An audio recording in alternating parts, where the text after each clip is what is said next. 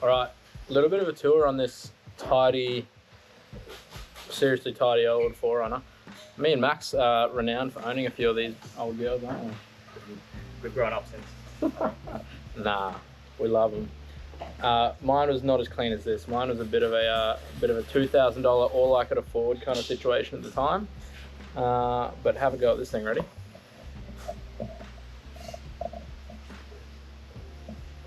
The bling, the paint is just so reflective, and the interior is something else. And now there's a good reason for that, because this car, I don't know if you can see that, 88,000 Ks. Probably the cleanest, lowest kilometer one I've ever seen in my life. And under the bonnet, it pretty much goes to show, like, could you just imagine buying one of these back in the day, going to the dealership and just being like, yeah mate, how much power does she make? 60 horsepower. Woo. Bit of a testament though, 30 years later they're still strong as ever. Alright, so Hayden has given you a bit of a run through on this vehicle. First things first, to turbocharge these Hiluxes is to pull off the factory exhaust manifold. Pretty straightforward. Sometimes I have a bit of a heat shield here, and exhaust wise, usually these things are getting an exhaust upgrade when we turbo them. So if you want to just go ahead and use like a reciprocator saw or something to cut the exhaust, it'll make life a whole lot easier when you go to pull this manifold out the top. So what we're going to do, we're going to whip that off. It's just like 8 bolts, and we're also going to pull the intake pipe off, because obviously it's getting our nice crossover pipes over the engine.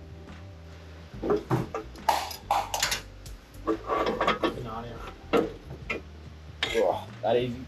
Factory Toyota, 30 years old, brand new, TIG welded, HD auto, turbo manifold. Now that the exhaust manifold is off, it's a great time to clean up the mating surface here. This one's pretty tidy already, but you can imagine 30 years, the factory gasket, a lot of soot. Sometimes if the rocker cover's leaking, there's a bit of oil on the surface as well. Clean this surface up, just use a flapper wheel, nothing too abrasive. And then we whack brand new, genuine Toyota studs in the holes. Bit of anti-seize on them will stop them ever binding up if someone has to pull this thing apart in the future. Multi-layer steel gasket.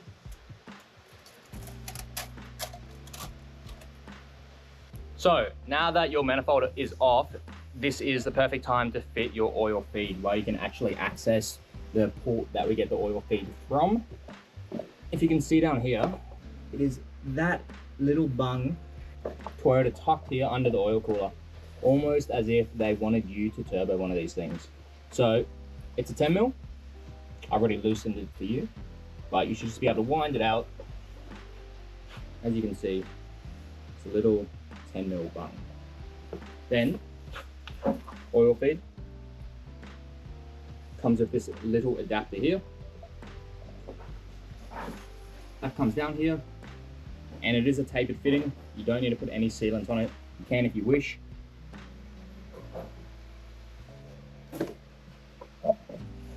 Threads in just like that. I'll tighten it up, and then we'll put the oil feed on. Straight end goes into the block. 90-degree end goes onto your turbo. There you go. Oil line is all fitted.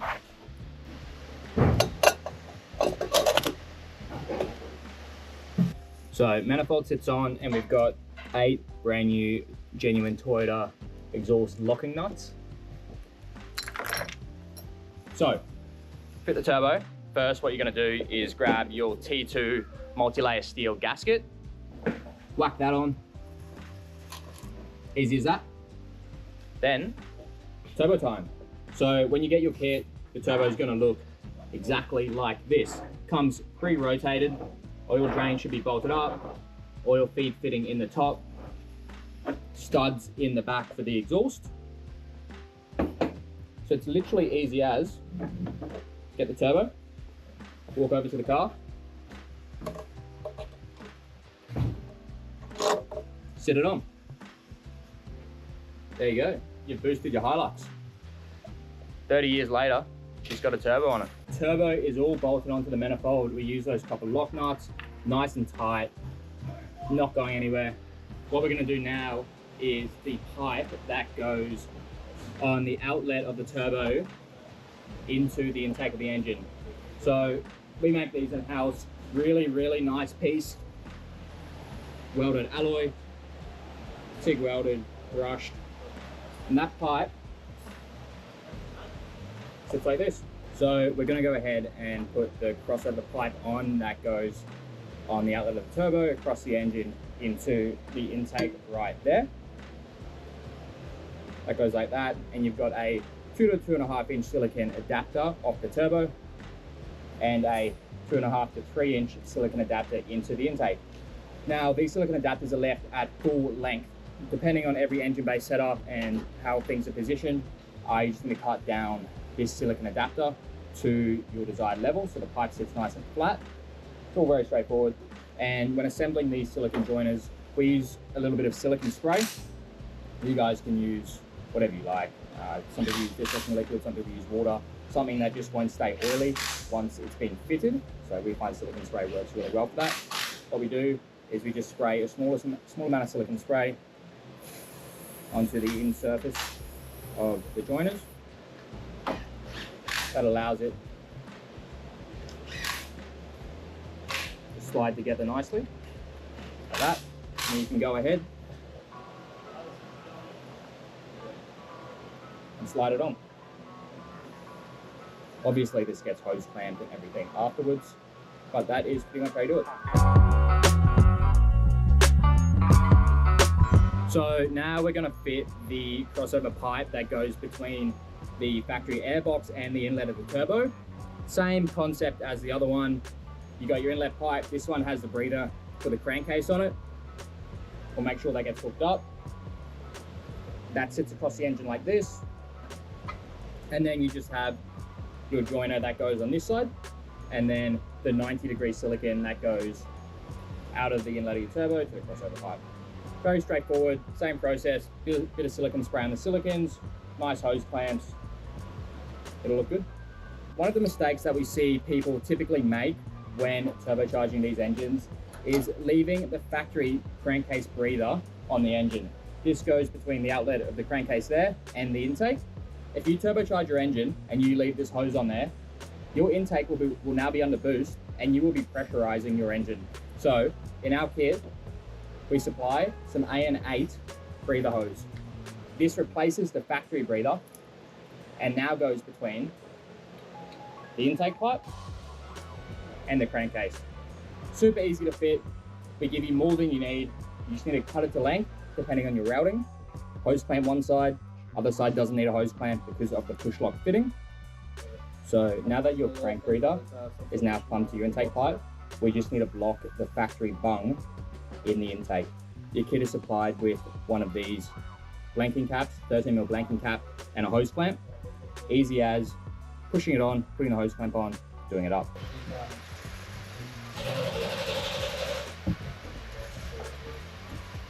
To fit the dump pipe on these is super straightforward.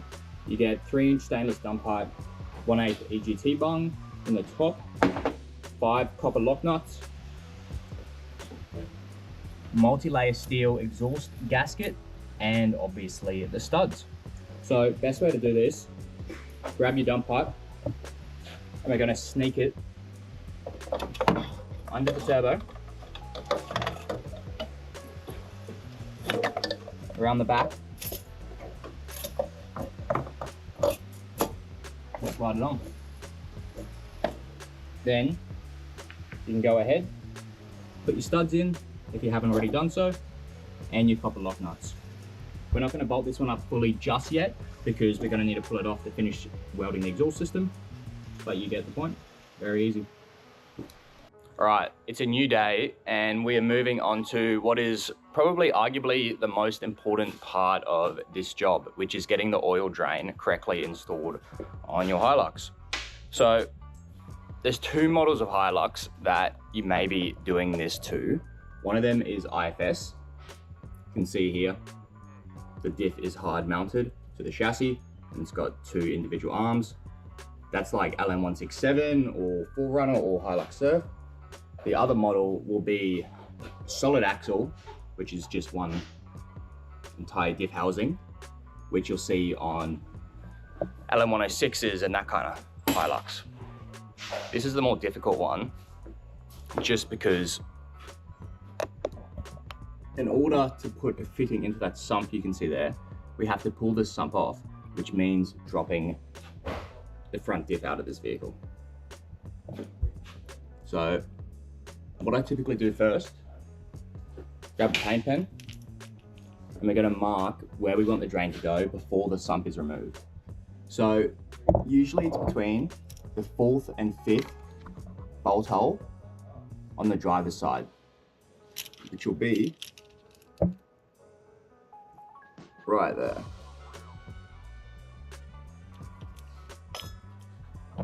Now you want the bung as high up in the sump as you possibly can while still being able to weld around it.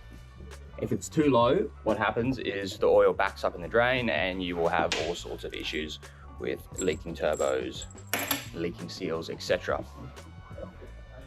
So, in order to pull this diff out, a couple of big bolts, here, here, pull the cross member out, drop that out of the way, and then you can put a stand or something under the front diff and lower it down just enough that we can actually undo these bolts on the sump and slip the sump out the front of the vehicle. Once that's out, we'll clean it all up, we'll TIG weld the fitting into the sump, and then we'll fit it all back together. It's pretty straightforward. Probably the most complex part of fitting this entire kit, but if you want to do it properly, that's how it's done. All right, Mitchy's about to get stuck into pulling the sump off. We're just gonna chuck it on time lapse and you'll be able to follow along and see how a professional mechanic removes a sump off a 30-year-old Hilux. Is that why he's doing it, not you? Yeah, I'm not qualified for this job. Always get someone qualified. Actually, no, you can do this yourself.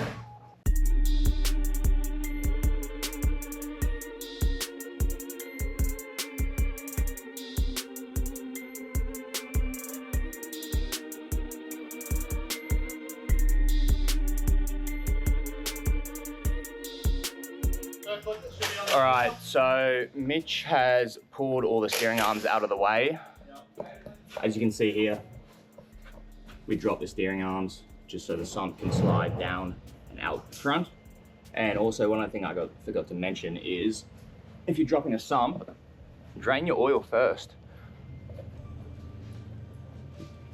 Otherwise, you're gonna have 7 liters of dirty diesel engine oil all over you when you undo those last bolts. So now, what's gonna happen? Just gonna undo all these 10mm bolts. Well, these actually look like 12, but yeah, all the way around. Get something in between the sump and the block, pry it out of the way, slide it forwards. Pretty straightforward. So sump has been pulled off. It looks like someone's probably had this off in the past. What do you reckon, Mitch? Is this this isn't factory, is it the grade? Maybe. Either way, sump's off. What we're going to do now is clean all the old silicone sealant off it so we can get a nice seal when we put it back on, and also clean all the oil out of the sump. You can see on the side where we marked it earlier for the drain. So once that's all clean, we'll drill a hole, weld it on. I'll show you that process in a minute. But yeah, pretty straightforward. So what we've done is we have cleaned the area around where we're going to weld the bung into the sump, and we've gone ahead and drilled a hole to suit the bung right where we marked earlier. As you can see, that sits in there nicely. And we've also cleaned the inside of the sump.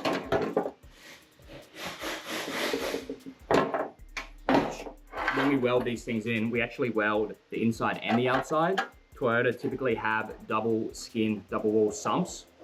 And if you only weld the outside, the oil can actually get in between the layers and it can leak.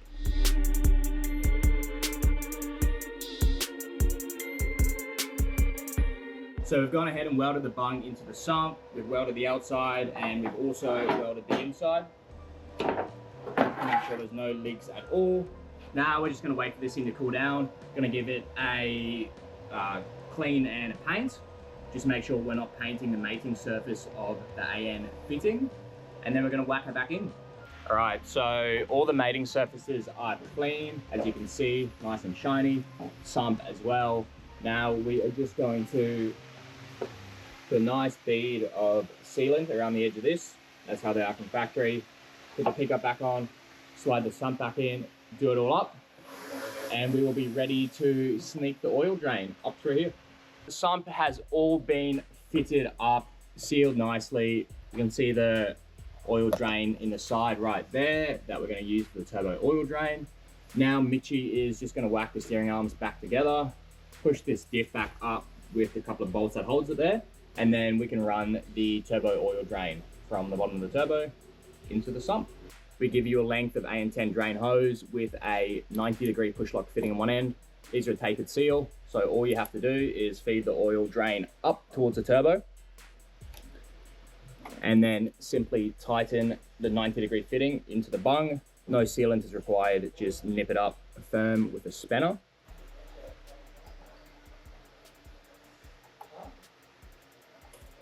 Easy as that. So we'll tighten that up, we'll put all the steering arms back in, and then once the vehicle is back on the ground, we can hook the oil drain up to the bottom of the turbo. Just make sure that the drain is facing directly up, the hose is pushed all the way onto the barb fitting, and this is nice and tight. You won't have any issues. Just grab a spanner.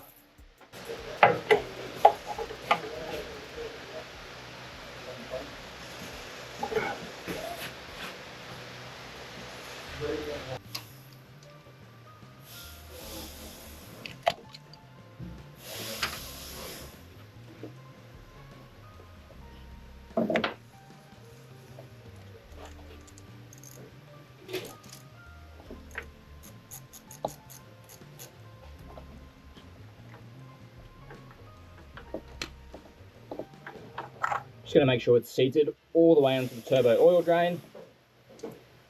Slide that hose clamp up over the bead roll on the drain. And then nip it up. Moving on, this is the turbo oil feed that we installed earlier. Haven't hooked up to the turbo yet because first we need to prime the system to ensure that the turbo gets oil the second the vehicle is started. So best way to do that is to leave the oil feed not hooked up to the top of the turbo. We're going to get a little cup container or something that we can sit the end of the oil line into. Then we're going to come around and we're going to unplug the injector pump. This will stop the vehicle from starting while we crank the engine over to get oil pressure. There's just one plug on the back. As you can see there, just a grey plug that goes to the fuel shutoff solenoid. Just going to unplug that for the time being. Doesn't matter if you've got a 5LE or a mechanical pump. As long as you unplug the injector pump, it won't run. Cool. So that's all unplugged. Mitchie's just putting oil in it now because we dropped the sump. Great time to do oil filter at the same time. I'll grab the container and then we'll show you guys how we prime the system. Now I'm just going to get one of the guys to crank the engine until we see oil flowing out of this line. Go ahead, guys. Yep. Cool, so that took a little while, but if you remember, we did pull the pickup off the engine, so sometimes it takes a little while for the pickup to fill with oil and then the new oil lines and everything. There we go. Nice stream of oil. Now that we know everything has been filled up, and we'll have lubrication the second the engine starts. What we're going to do is we're just going to put the oil line to the top of the turbo, nip it up, plug the injector pump in, and start it up for the first time. All right, so we're ready for the big moment. The first start on this beautiful old 4Runner. So before we start it for the first time, we're just going to do one quick check over to make sure that everything is exactly how it needs to be. Nothing's loose, there's no leaks, and we don't have any issues. So turbo's bolted on, manifold's bolted on tight, oil line is hooked up, we know that's just been primed, got the wastegate hooked up, all your hose clamps on the crossover pipes between the turbo, the airbox, the intake, they're all tight. Nothing's going to shake around or come loose. Breather hoses are tight. Engine has oil. Start her up, JJ.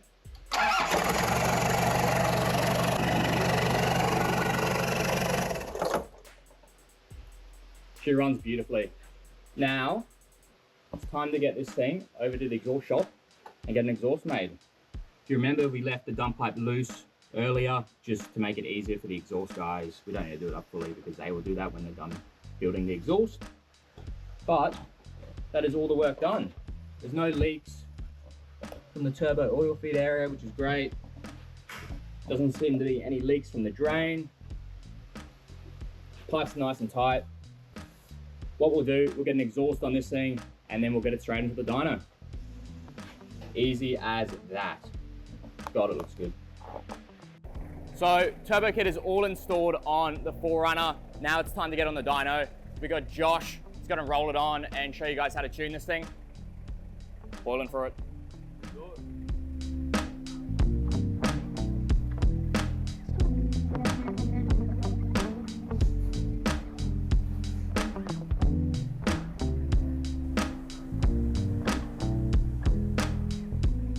Pretty straightforward. We're gonna get some straps on the back of this thing, put some chocks under the front, hook the dyno sensors up to it, roll the fan in front, and what we're gonna do is we're gonna do a base run first, kind of see where it's at, and then from there we're gonna be tuning it.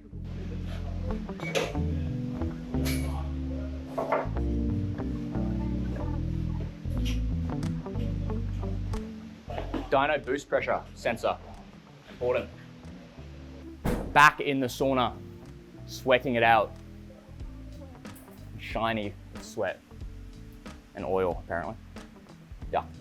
But everything is strapped down. Fuel locking collar is off the pump. Car is set up. We just need to do the RPM, which Josh is going to show you how to do. Pretty straightforward. Set it to an RPM. Hold it flat. Right in what the car says it's doing. 4th gear, 1-to-1. There we go. We'll run it, we'll warm it up first. Oh yeah, warm it up too.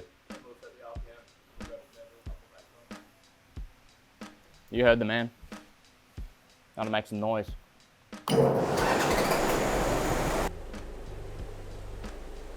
What's this dog rev to? Yeah, take her up there. Take it to 4.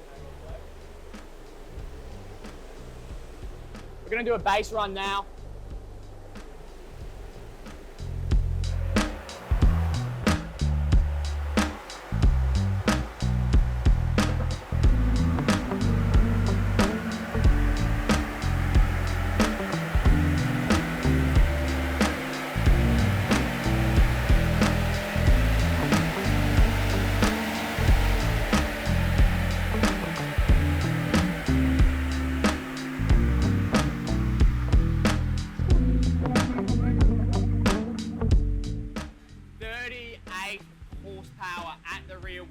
What do you reckon?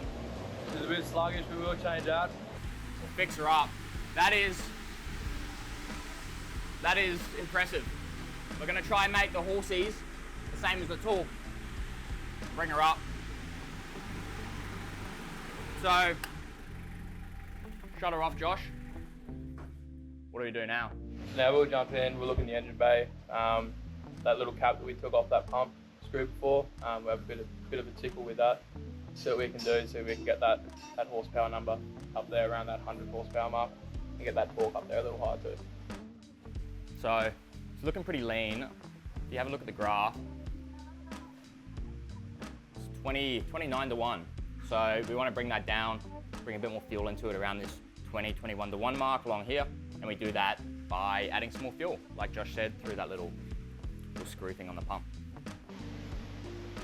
How many turns do you usually give these things? So I just gave it a turn and a half then. We'll see how that goes.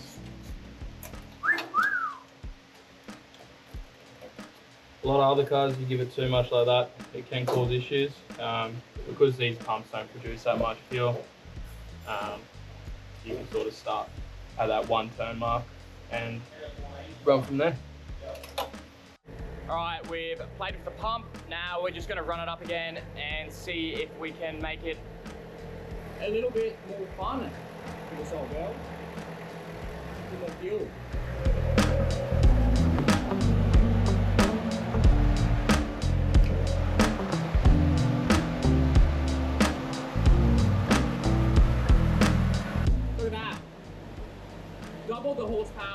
double the torque. That's what we call a one-hit wonder. Beautiful. Couldn't get it much better than that. 21 to 1. Well, that just goes to show how easy it is to tune these old things. Before, 29 to 1, very lean. From factory, that was making about 38 horsepower. Now, after the dyno, put it down to 21 to 1, super safe, it'll go forever at that AFR, and we've pretty well doubled the power to 77 horsepower. Torque as well has gone from about 100 Newton meters to 200 Newton meters, so you've got essentially double the torque there. And boost, nice and safe at 13 PSI. The whole way. Comes on boost super early, and just holds it flat the entire rev range. So we're gonna get this thing off the dyno now. We're just going to road test it, have a look at the vehicle, make sure everything is perfect, make sure there's no leaks or anything like that. Obviously, if you're installing these things at home, you probably brought your vehicle in to get dyno tuned properly. So when that's all done, we'll just double check everything and hand you your keys back. You've got a beautiful boosted Hilux. Thanks to Josh. Lovely. Well, that brings us to a close when turbocharging your old Hilux. Mitchie's done it years ago. We've done it now. Everyone's got boosted Hiluxes. You're still going? Oh yeah. Welding's got a boosted Cummins. It's leaking oil. I wish. Don't bring that up. It make me sad. Too soon.